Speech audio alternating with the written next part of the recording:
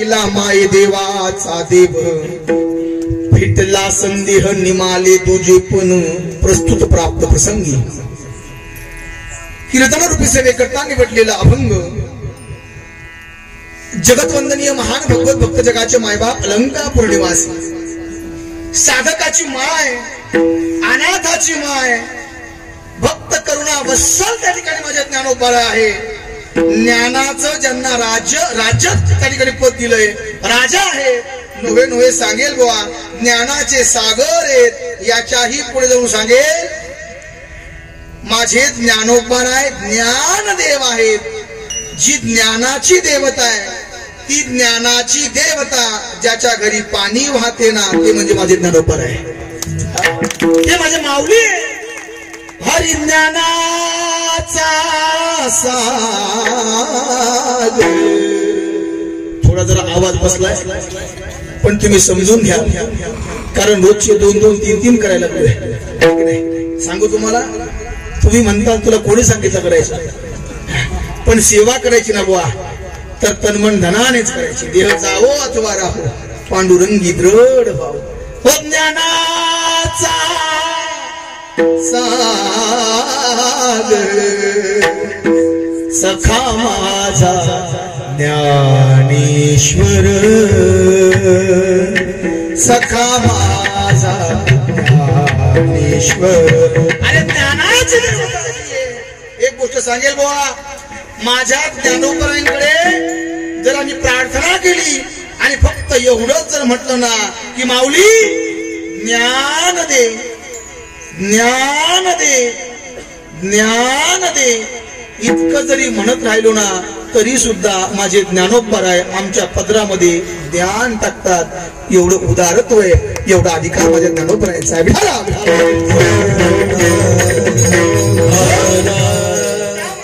माऊलींचा त्या माझ्या ज्ञानोबरांचा हा काकडा या प्रकरणातला सुंदर असा 3 चरणाचा अभंग तुम्हा सर्व मायबापांच्या चरणी समर्पित करण्याकरता आजच्या प्रसंगी सेवेकरता निवडला।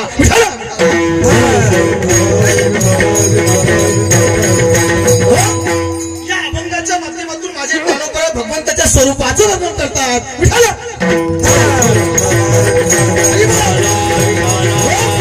या अभंगाच्या माध्यमातून माझे ज्ञानोबा भगवंताच्या तटस्थ लक्षणाचं वर्णन करतात। या अभंगाच्या माध्यमातून माझे ज्ञानोबा आहे काकडाच्या भूमिकेमध्ये भूपाळी प्रकरण आहे आणि या भूपाळी प्रकरणातून माझे ज्ञानोबा आहे देवाकडे प्रार्थना करतायत।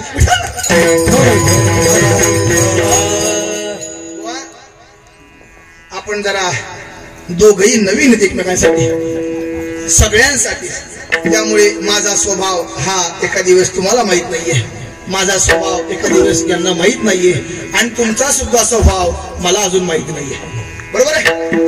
एकदा का माणसाची एकी जाती झाली की मग मात्र त्या माणसाला एकमेकाचा अंदाज लागत असतो। जशी नवी नवरी आहे काय काय काय काय काय जशी नवी नवरी आहे आणि ती आपल्या सासरी जाते त्या नव्या नवरीला बुवा त्या सासरच्या सासू सासऱ्यांचा घरादाराचा अंदाज अजिबात नसतो आणि एकदा का ती येते झाली ती जर त्या ठिकाणी एरझार जर झाली ना मग मात्र तिचा अंदाज घरच्यांना लागतो आणि घरच्यांचा सुद्धा अंदाज हा तिला लागत असतो। तसं आज मी तुमच्यासाठी नवीन आहे आणि म्हणून एखादी वेळेस हे सगळे माणसं म्हणतील आजचं वारं जरा वेगळं दिसायला लागलंय आजचं वारं जरा वेगळं आहे। मला असं वाटतं बुवा प्रत्येक माणसाला वारं लागायलाच पाहिजे काय काय काय काय काय प्रत्येक माणसाला वारं लागायलाच पाहिजे। ज्या ज्या माणसाला या महाराष्ट्रामध्ये वारं लागलं ना बुवा ज्यांच्या अंगात वारं भरलं ना त्या त्या माणसानं महाराष्ट्रामध्ये क्रांतीच केली बुवा काय काय काय काय काय क्रांती केली। अरे हिंद विश्वराज्य निर्माण व्हावं ही तो आमच्या स्त्रींची इच्छा। माझ्या छत्रपती शिवाजी महाराजांच्या अंगात वारं भरलं आज आम्ही त्यांचं नाव घेतो ना मी सांगेल बुवा वारं माणसाला लागलं पाहिजे पण वारं एकतर देशासाठी लागावं वारं एकतर मातीसाठी लागावं वारं संप्रदायासाठी लागावं वारं धर्मासाठी लागावं बुवा एकतर वारं देवासाठी लागावं नाहीतर संतासाठी लागावं।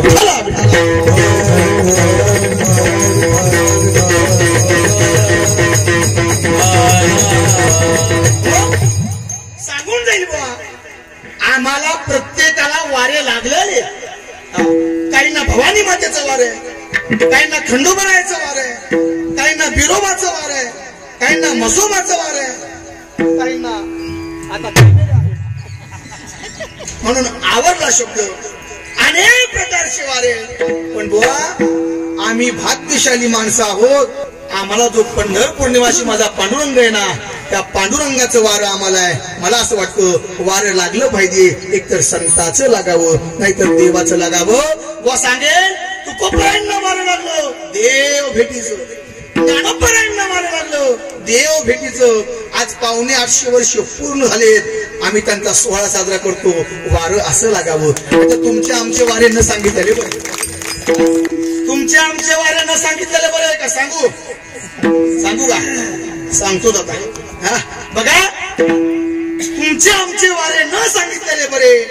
आम्हाला कामाचं वार आहे, आम्हाला लोभाचं वार आहे, काहींना क्रोधाचं वार आहे, काहींना सत्तेचं वार आहे, काहींना खुर्चीचं वार आहे, काहींना धनाचं वार आहे, काहींना एकामेकाची निंदा करायचं वार आहे, काहींना शेजाऱ्याचे बांध कोरायचं वार आहे, काहींना सुरेकी जोडायचं वार आहे, आणि काहीला क्या बात आहे अशी हुशार माणसं पाहिजे.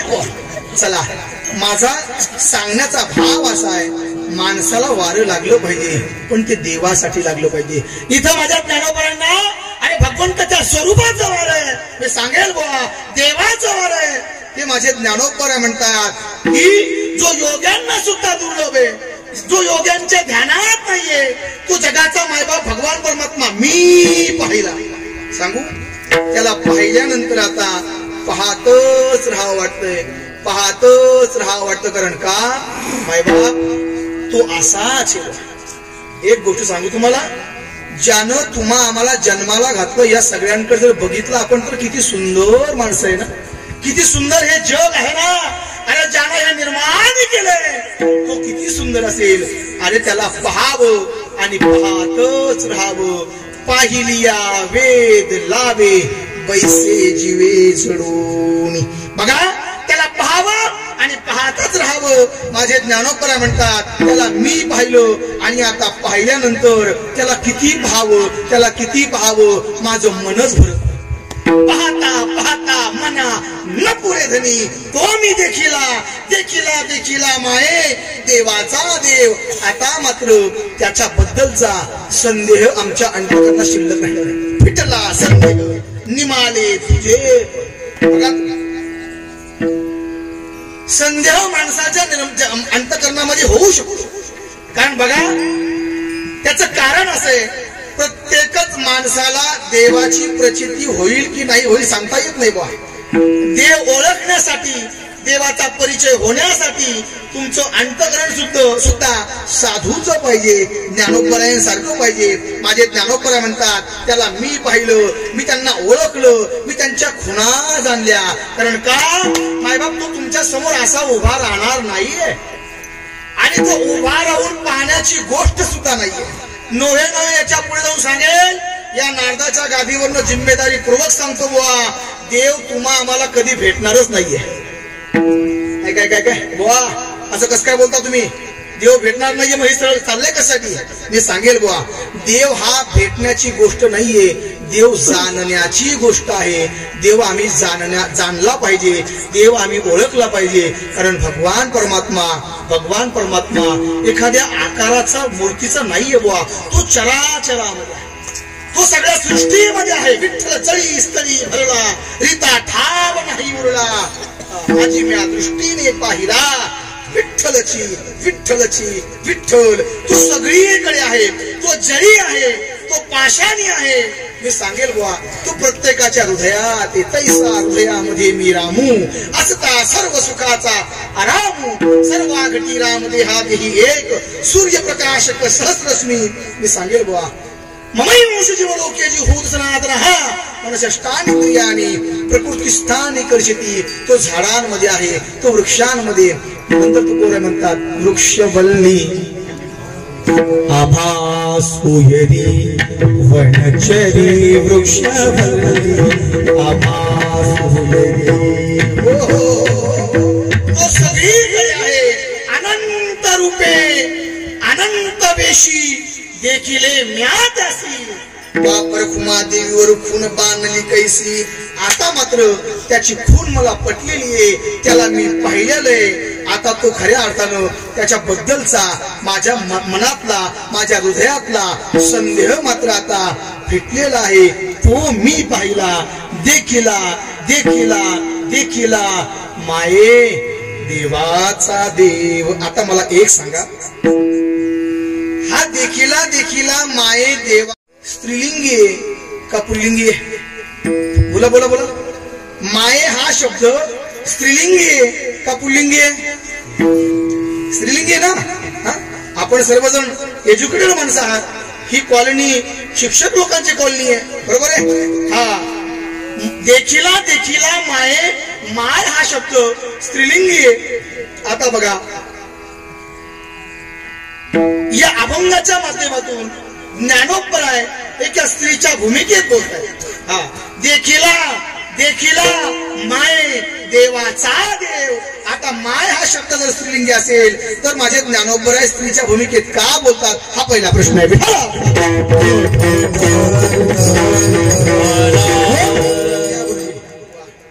आज सगळे आमचे शिक्षक वृंद सुद्धा, म्हणजे आमचे गुरुजीच म्हणायला काही हरकत नाही, नोहे नोहे आहेच, सर्वजण उपस्थित आहेत. सगळ्यांच्या चरणी साष्टांग प्रणिपात करतो. अभंगाचा सरळ सरळ असे तुमच्या पुढे मांडण्याचा मी प्रयत्न केला. बघा, अतिशय सुंदर नियोजन आज आपल्या या शारदा नगर मध्ये आपण सगळ्यांनी आयोजन केले. बुवा, एकल्याचा नव्हे खेळ म्हणून मेळ त्या ठिकाणी मिळविला. एवढा सुंदर सोहळा आपण साजरा करताय. मला तर असं वाटतंय आजचा 3रा दिवस आहे, पण जणू की वाटतंय की आपला जागरचा दिवस आहे, त्याची प्रचिती होती बुवा. पण 3रा दिवस आहे. सांगेल महाराज, असं वाटतंय आज हे कीर्तन आपल्या या शारदा नगर मध्ये नाही. आज हे कीर्तन या शारदा नगर मध्ये नाही, तर याची प्रचिती अशी होते की जणू की हे कीर्तन माझ्या पांडुरंगाच्या रावळात चालू आहे. पांडुरंगाच्या रावळात चालू आहे. एवढं सुंदर, अतिशय सुंदर नियोजन आपण सर्व या कॉलनीतील मंडळींनी केलं. त्याकरता मी तुमच्या सगळ्यांच्या चरणी साष्टांग प्रणिपात करतो. या कीर्तनासाठी, या कार्यक्रमासाठी अतिशय थोर माणसं, अतिशय उच्च क्वालिटीचे माणसं, गायक वृंद या ठिकाणी आहेत. आज गाणारे चांगले, आज बसणारे चांगले, माईक सिस्टम सुद्धा एक नंबर आहे. इकडे पण काळे पाटील आहेत आणि इकडे पण काळे पाटील आहेत. आज गाणारे चांगले आहेत, आज वादक चांगले आहेत, माईक सिस्टम चांगली आहे. तुम्ही म्हणाल बुवा आम्ही तुमचं काय केलं, तुम्ही सुद्धा फार सुंदर आहात. प्रभू तुम्ही महेशाच्या मूर्ती, मी दुबळा अर्चित असे भक्ती, आपण देव स्वरूप आहात. आता हे सगळे चांगले आहेत, मग मी काय अडपडे का? मी सुद्धा चांगला आहे, म्हणूनच त्या ठिकाणी मला इथं प्राचारण केलंय. विठाला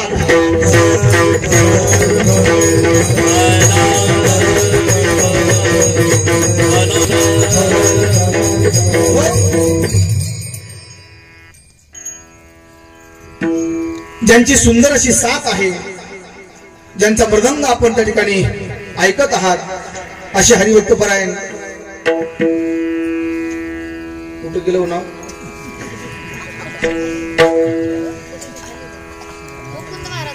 हा ते आडनाव मला आठवलं, त्यामुळे मुकुंद महाराज, ज्यांचा एवढा सुंदर त्या ठिकाणी मृदंग आहे, ज्यांचं वादन आहे, अतिशय पोषक वादन आहे, असे असणारे आमचे मुकुंद महाराज यांच्या चरणी साष्टांग प्रणिपात करतो.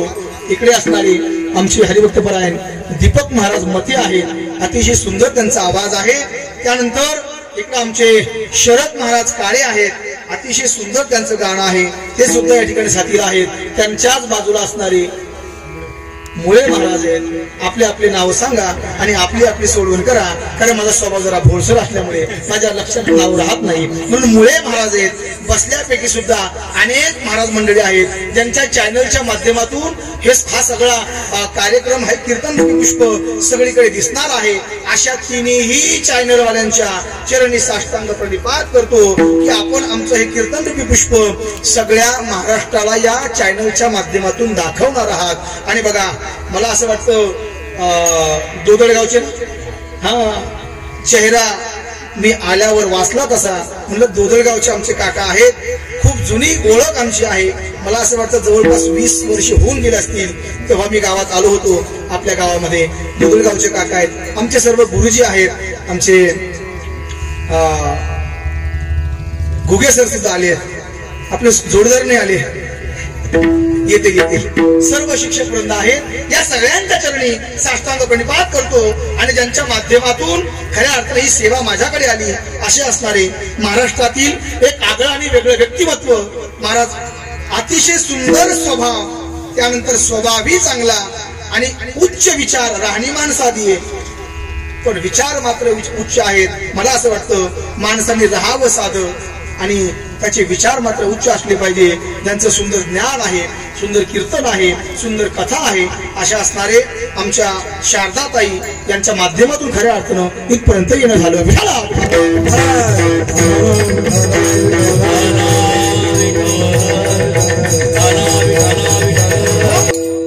ज्यांचं पहिल्या दिवशी कीर्तन झालं, बरोबर ना, ते मला नंतर आठवलं. सुलोचनाताई काटे, काटे आणि काटे, हा, यांचं आडनाव काटे, पण हे टोचणारे काटे अजिबात नाहीये. हे नाजूक काटे आहेत आणि यांचा त्रास अजिबात होणार नाहीये, म्हणून त्यांचं सुद्धा आगमन या ठिकाणी झालेलं आहे. त्यांच्याही चरणी साष्टांग प्रणिपात करतो आणि माझ्या चिंतनाकडे वळतो.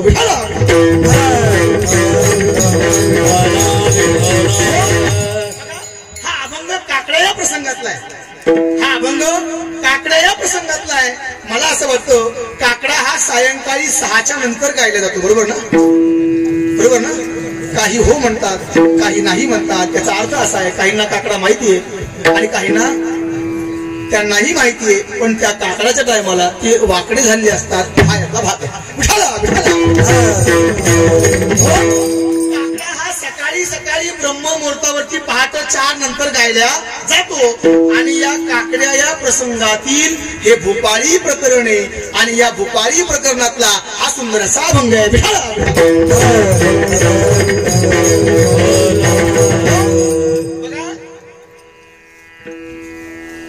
आदिशक्तीचं नाव घेतलं पण मालकच मागं राहिले. आमचे रामेश्वर भाऊ आहेत मापारी, है की नाही, त्यांच्याही चरणी साष्टांग प्रणिपात करतो.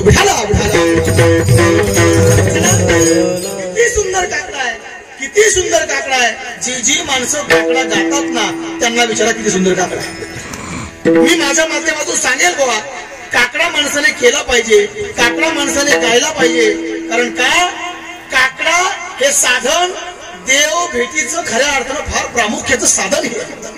एक गोष्ट सांगून जाईल बुवा, काकड्याने आम्हाला भगवान परमात्म्याची प्राप्ती होते. काकडा जर गायला बुवा तर काकडा आम्हाला देवाच्या जवळ घेऊन जातो. याच्याही पुढे जाऊन सांगेल, जो जो काकडा गाईल ना बुवा देवाला जाग करण्याची ताकद या काकड्यामध्ये. काकडा आम्ही गायला पाहिजे, पण सांगेल महाराज काकड्यासाठी चांगले चांगले वादक आपण सोडू. सगळे चांगले चांगले वादक, कारण आपण बिझी माणसं आहोत सर्वजण. चांगले चांगले गायक, चांगले चांगले वादक आणि माझ्यासारखे चांगले चांगले कीर्तनकार हे काकड्यासाठी जन्माला आलेलेच नाही. काय काकड्यासाठी कोण आहे, तर जे माणसं 50-60च्या पुढची आहेत ना ती माणसं काकड्याला आहेत. पण खरं सांगू, काकडा आम्ही सगळ्यांनी गायला पाहिजे. कारण सगळ्यांनी काकडा यासाठी गावं. काकडा गायल्यानंतर मला असं वाटतं जन्म मरणाच्या बंधनातून मुक्त होण्याची ताकद ही काकड्यामध्ये आहे. जन्म मरणाच्या दुःखातून मुक्त व्हायचं असेल तर आम्ही माझ्या भगवान परमात्म्याचा काकडा गायला पाहिजे. सांगेल बाबा, माझ्या बनकट स्वामी महाराजांनी काकडा गावा. बनकट स्वामी महाराज हे मराठवाड्यात, आज जो आपल्याकडे एवढा परमार्थ चालतोय ना, आपल्याकडे एवढे सोहळे चालतात ना, याला एकमेव जर कारण कोण असेल तर ही कृपा केवळ आणि केवळ माझ्या बनकट स्वामी महाराजांची आहे. नाहीतर आपल्याकडे परमार्थ राहिला नसता बुवा. मराठवाडा सध्या परमार्थामध्ये एक नंबर आहे. त्याचं कारण केवळ एकच आहे, माझे बनकट स्वामी महाराज ते मराठवाड्यामधले आहेत. त्यांची कृपा तुमच्या आमच्यावरती. आम्ही जर पश्चिम महाराष्ट्रामध्ये जर आम्ही गेलो तर त्या पश्चिम महाराष्ट्रातले लोक म्हणतात की काय मराठवाड्यामध्ये खान असेल, एक दगड जरी उचलला ना तर तगडाखाली महाराज आहे. दगड जरी उचलला ना तर खऱ्या अर्थानं गावागावात एक एक सुरेली माणूस आहे. गावातला साधा जरी भजनी असला ना तरी सुद्धा तो अगदी स्वरात गातो. मी आता सहज जरी म्हटलो नाही तर की माझ्या पाठीमागं गाणं गा, तर इथं 99% माणसं माझ्या पाठीमागं गातील. याचं कारण केवळ एकमेव आहे, ही माझ्या बनकट सोई महाराजांची कृपा आहे. त्यांच्या कृपेमुळे आमचे लेकरं येणारे सुद्धा हे गातच येतात. ही त्यांची कृपा आहे. कृपा आहे. आणि त्या बनकट सोई महाराजांनी काकडा गावा, अरे पंढरपूर नगरीमध्ये वाळवंटामध्ये माझ्या महाराजांनी काकडा गावा. लोकांनी काकड्यासाठी धावून यावं. माणसं कीर्तनाला येत नाही. माझ्या बनकट सोई महाराजांच्या काकड्याला पहाटे लोकांनी गर्दी करावी. अरे अथांग समुदाय त्या ठिकाणी आहे. आणि महाराजांनी काकडा गायला ना तर प्रत्येक माणसाच्या डोळ्यातून धारा लागायच्या. बुवा एक गोष्ट सांगू शरद महाराज, आम्ही जे ह्या चाली गातो ना काकड्याच्या, ह्या सगळ्या चाली बनकट सोई महाराजांनी बांधलेल्या आहेत. ह्या चाली त्यांच्या आहेत. आम्ही त्या चाली गायल्या ना महाराज, माझे महाराज गायचे, लोकांच्या डोळ्यातून अश्रू यायच्या. बुवा एक गोष्ट सांगेल, लोकांच्या डोळ्यातून अश्रू येणं काय नवले माय बाप. विटेवरती उभा असणारा माझा भगवान परमात्मा विटेवरनं ताडकन उडी मारायचा. आणि बनकट सोई महाराजांच्या समोर येऊन काकडा, ही दंतकथा नाहीये, हे आताच आहे. आणि महाराजांचा काकडा ऐकायला त्या ठिकाणी देवाने बसावं एवढा अधिकार संपन्न काकडा आहे.